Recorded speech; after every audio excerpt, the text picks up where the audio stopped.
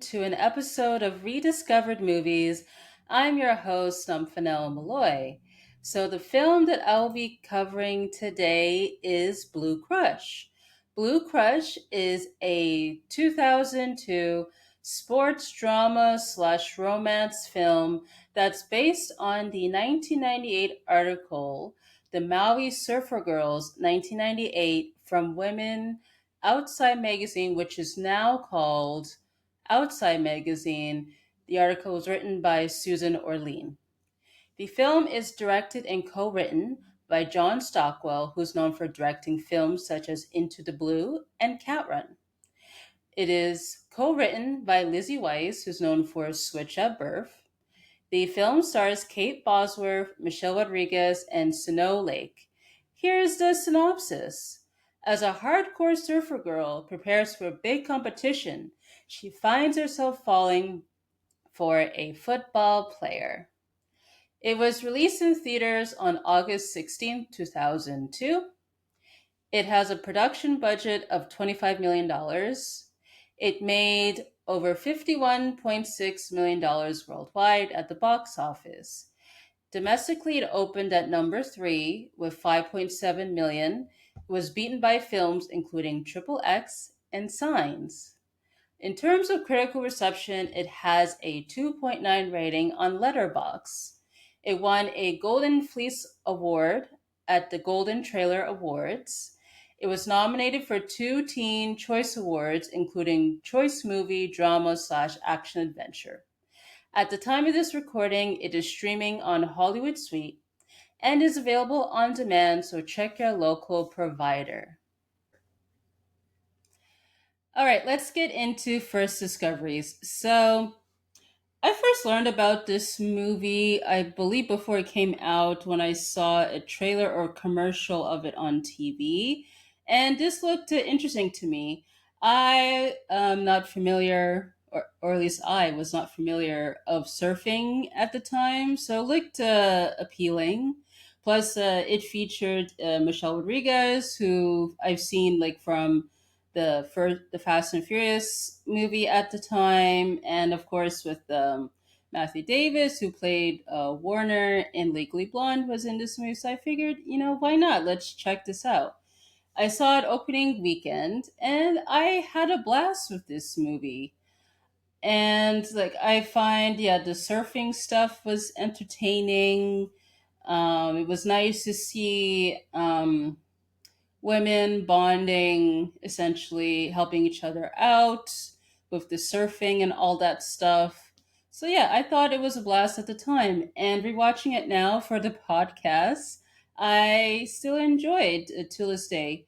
Sure, it might be cheesy like here and there, and of course, like as a sports movie, there are some cliches, but I feel like this movie is worthwhile. And and I find it was nice that Matthew Davis, who plays Matt in this movie, is more likable here compared to his role in Legally Blonde. So, so that was cool. All right, let's get into highlights. So I love how this movie, at least for me, it introduced surfing in movies, and we get to see how surfers live and breathe through the perspectives of Anne Marie and her friends Eden and Lena, and of course sometimes Anne Marie's sister Penny. But it was just cool. Like they get to essentially they wake up in the early hours in the morning just to check the waves to see if they're cool to swim and all that stuff, and they really are committed to the sport, and not just like as a sports movie. The surfing is cool as an introduction, but in a way I like how it's quite a communal experience because we see everyone that is involved. They get to participate and they are bonding, obviously. So I thought, yeah, that was interesting to not see it as a sport itself, but also as an experience or as a culture, surfing culture, if you would say. And and I believe there were a couple of pro surfers that appeared in this movie as themselves. An example is Keela Kennelly. I because she is in the one of the final sequences of the movie involving the competition, but I believe she's also in the scene when the girls spot her at the gas station. And it was interesting to see they were kind of, well, Anne Marie was kind of nervous to meet Keela, I guess because she's like starstruck and all that stuff. But I thought, yeah, that was an interesting scene with that one. So I'm not too familiar with the surfers, the pro surfers that appeared in this movie, but yeah, they appear throughout the film. I like how it's interesting that with this movie, it tackles rich versus poor. So with Anne Marie and her friends and her sister, are basically from a low income environment. They live paycheck to paycheck. They work as maids at a established hotel. And Penny goes to school, even though even though she has like her issues, not being fully committed and all that stuff. And in the rich people in this movie are shown to be snobs, essentially selfish, all that stuff, where they want the high life or they want to exploit surfing and all that stuff. And it was interesting that when Anne Marie goes to that party, I don't know if it's a party where during her date with Matt, where she dresses all fancy on that stuff. It's pretty clear that she wasn't going to fit right in, at least with the football wives and the girlfriends when she overhears their conversation in the bathroom. I felt sorry for Anne Marie because obviously, though that commentary was not necessary, but again, it just shows that because they're from different aspects of life, they're just not going to gel.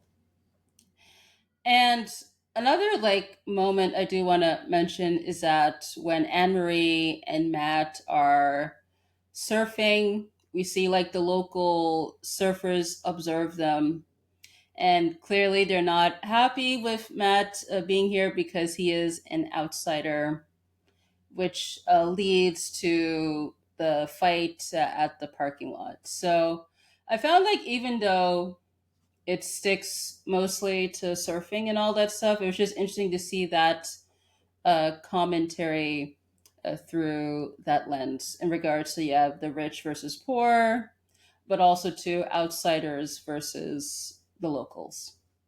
And I love how this movie, it also tackles friendship, the importance of friendship and sisterhood. Because I love how the girls, Anne Marie, Eden, Lena, and Penny, they look out for each other. Because clearly there's no one else to help them out, so they do have to help each other out in times of need. And plus, too, they live in the same place, so of course that makes sense. And I love how the girls they help Anne Marie to train for the competition, even though Anne Marie is dealing with her issues throughout the film. And it was quite heartbreaking to see like Anne Marie get into an argument with Eden because essentially Anne Marie is not really like forthcoming on why she's not able to complete the tasks essentially, like when it comes to overcoming the big waves. And yeah, I thought that was quite just fascinating to see where, even though of course there's tension here and there, they're able to like overcome all that stuff to accomplish the task at hand. And yeah, speaking with Anne Marie, I like how the film tackles her trying to deal with her trauma. So essentially, she had this surfing accident 3 years prior to the events of the film, which causes her to have I don't know if it's like trauma or it's like PTSD. But essentially, every time when she tries to tackle a big wave, she keeps getting flashbacks to that accident. And yeah, it's at first it seems like, she wants to dismiss it or whatever, even though it's pretty clear that it gets her nervous during her training and during the competition, of course. But I like how, like, with the girls, and also to Akila Kennelly, like, encourage her to keep going. Also, to Matt helps her out as well too, and I love how they essentially try to help her to keep going, uh, even though, like, they have their issues. Because I like with Keela Kenny, even though, like, they're competing against each other during the competition, she still wants to help Anne Marie out, even though, like, she technically didn't have to do it. But it's nice to see competitors or rivals to help each other out. I find that's rarely seen in sports movies in general, but yeah, it was just nice to see that on screen. I thought the romance between Anne Marie and Matt was fine. Um, it could have went to a place where it was like kind of cheesy, but how it's structured in the film, I don't mind. Because it's funny how, like, Anne Marie in a way kind of plays hard to get with Matt, like when they first meet and all that stuff, and then obviously when it came to the surfing lessons, they start to fall in love naturally. And I thought it was a nice moment that Matt um, tries to help Anne Marie when she goes into the water after overhearing the football wives and the girlfriends talking trash about her, essentially. And even though, like, Anne Marie might have some reservations or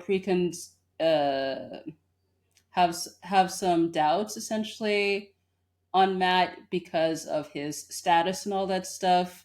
It was just nice to see that, Matt disregards that to be with Anne Marie. So, and I wondered though, like, obviously, like, they're still together by the end of the movie. I just wonder, like, after the movie, are they still together? I would love to see that, because I believe Matt is from out of town, while Anne Marie, she is a local. So who knows? Maybe they're doing long distance, or who knows? Maybe Matt moves in and they get their own place together. But I would love, even like, if there was to be a either some continuation of this film, either as a film or a TV series. Would love to see them together, but who knows? We'll just have to wait and see. I thought, like, the way that the surfing sequences were shot were interesting, because I love the use of the POV shots. It looked to me that they probably had someone, like a camera person or people, on either like on a boat, or maybe they're surfing alongside them to get the specific shots. But whatever they did, it I was convinced by them. Um, and I found, like, the sequences, the surfing sequences overall were engaging. I found, obviously, like, when it came to the competition, that was quite intense. And also too, like, when they show all, like, those shots of the waves, there's a lot of waves in this movie. So who knows, that could be a drinking game that people could do while watching this movie. But But yeah, I thought those scenes were pretty cool. And I'm not too familiar with all like the lingo from surfing, so I wasn't too familiar. But just as an observer, as someone that is not familiar with surfing, I was just entertained by them. So I would say kudos to the cast and crew on that. And I would say also too as a highlight, the soundtrack. I really like the soundtrack. So I listened to the soundtrack before, a few months before recording this episode, and I find like it's a solid soundtrack from the 2000s, and it's one of those soundtracks where you could listen to during the summertime because it's very like upbeat for the most part. It really like sets you like in that mood. The songs for me that were the highlights were "If I Could Fall in Love" by Lenny Kravitz, which is played when Anne Marie and Matt are surfing together alone, and the "Cruel Summer" remix by Bless Tenation is played when the girls are surfing together during the first act, and both of the songs I believe are played during the end credits. So it's a fun soundtrack, so I recommend you guys check that out. So that's all I have for highlights. So in terms of lowlights, I don't have too many. So with like Anne Marie's accident, I did not like how they decided to use like heat sensors or whatever it is to highlight that portion of the movie. It just felt a bit weird. I don't know. I don't know if it's to show like her perspective on that, but I just did not agree with that choice. Also, too, I wondered, I wasn't sure like if Anne Marie was a pro surfer or an amateur. It seems clear that she's way beyond amateur, but she's not technically a pro surfer, so probably somewhere right down the middle, if I were to guess. Because the film mentions that she was a junior champion and all that stuff. So I just wish it was a bit clear on what her status was because she still gets opportunities to surf, like the big competition towards the end, but I don't know. Also, too, I felt it was unnecessary for Anne Marie to be rude, or as the kids would say, crash out towards Eden when Eden tries to help her out during training during the later half of the film. I mean, I get like that's there for plot convenience and all this stuff, but at the same time, it's just like Emery, you did not have to do all that stuff. But I get like it's there for the sake of the plot, but I didn't really like it that much. And I also wondered, because at the beginning, it shows Anne Marie writing down the days until the big competition on the mirror, and she uses lipstick for that. I just wondered why, because we all know lipstick smudges, and it's not that easy to come off. Because it would have been better if she had like either some sort of a chalkboard, perhaps, if she wants to erase stuff, or those dry erase boards, or use a calendar.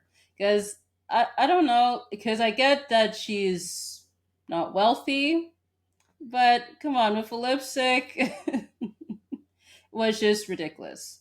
And I just had this point right now, because it seems like the way it was marketed with this movie, also too with the synopsis, which I got from Google, they try to paint it as if that this movie is a romance, which is I wouldn't say that's fully the case. Like, sure, there is romance with Anne Marie and Matt, but it's not the big focal point of the movie.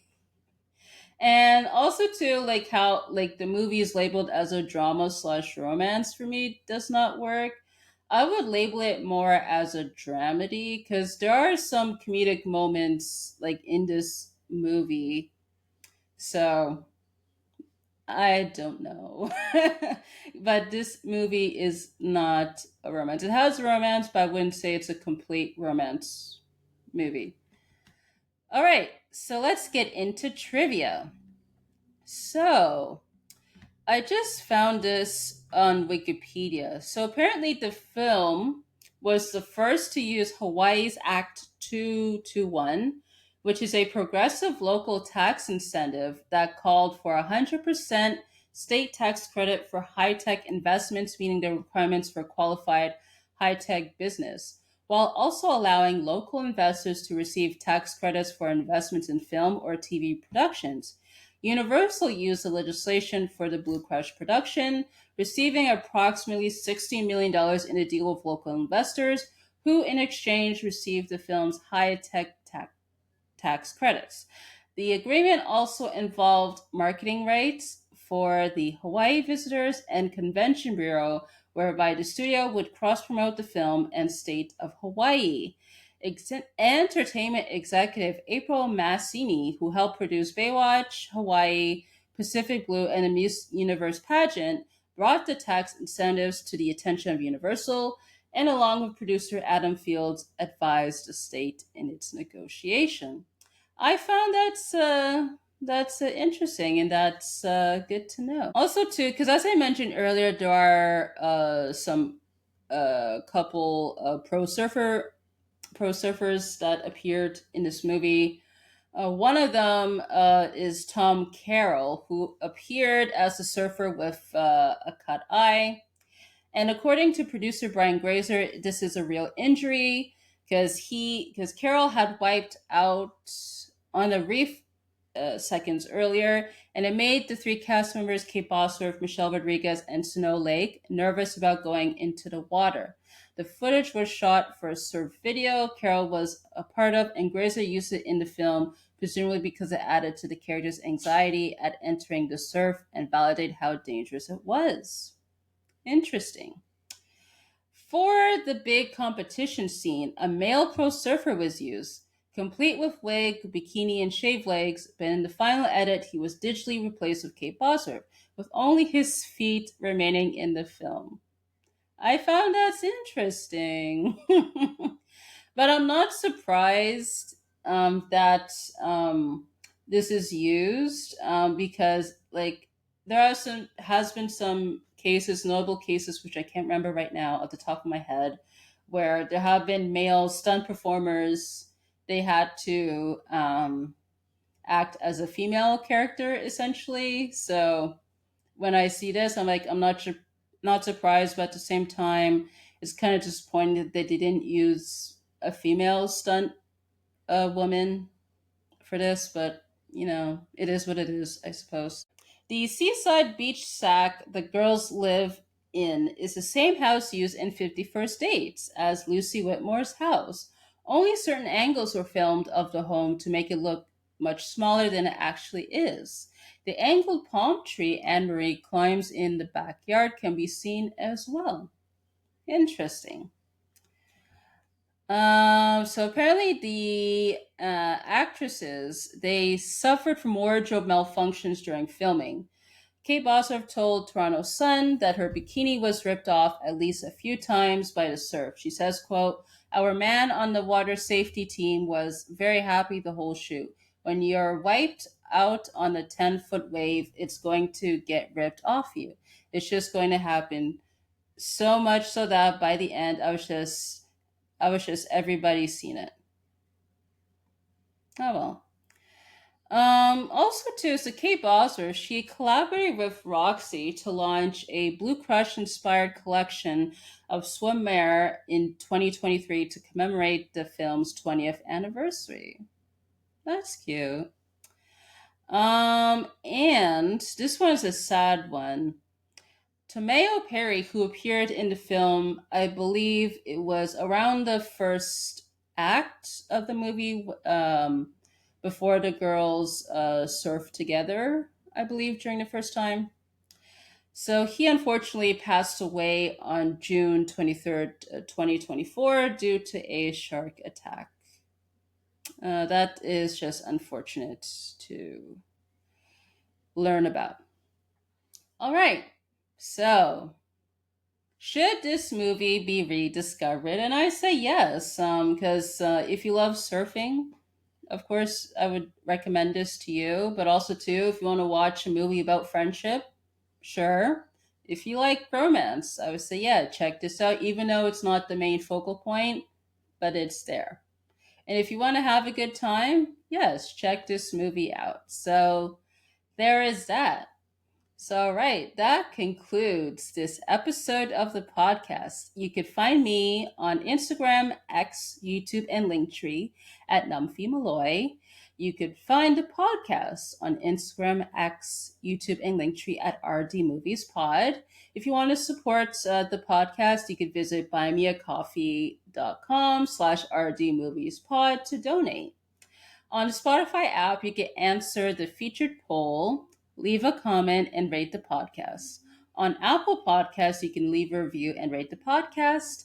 And you can submit questions, comments, and suggestions by email, which is rediscoveredmovies@gmail.com, to be featured on the after show, which will air after the season finale. All right, I want to say thank you so much for tuning in, and hope to see you around next time.